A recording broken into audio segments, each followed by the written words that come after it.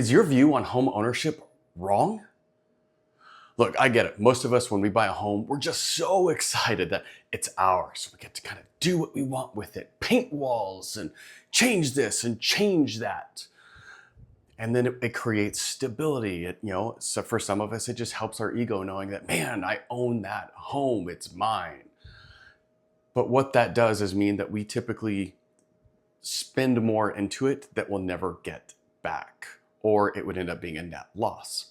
Why this is important is because the typical American, 70% of their net worth is tied to their primary residence, so the home they live in.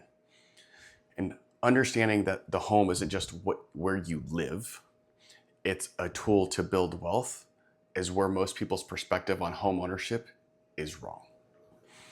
Here's an example.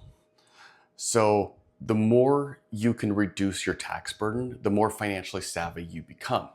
And the majority of things that we're taught when it comes to taxes is we have to have businesses in order to have these write-offs. But even as a typical worker, like myself and you, we have W-2 types of jobs.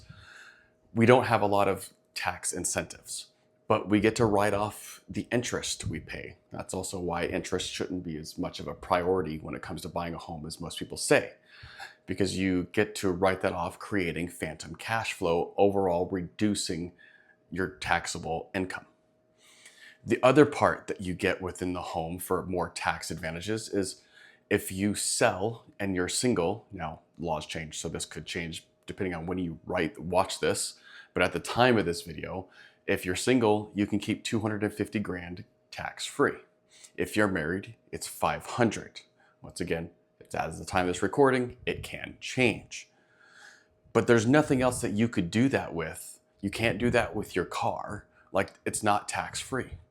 The best part is, and this is why real estate investors have been rampant about it, is because they understand that you can pull the equity out tax-free and use that to buy more tools that create wealth, getting you that much closer to your financial freedom goals.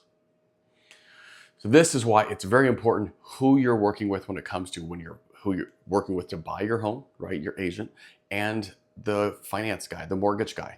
Because if all they're doing is talking to you about what interest rate you're getting or how you can pay off your credit cards and not looking at it as what your overall financial goal is, honestly, they're doing a disservice to you.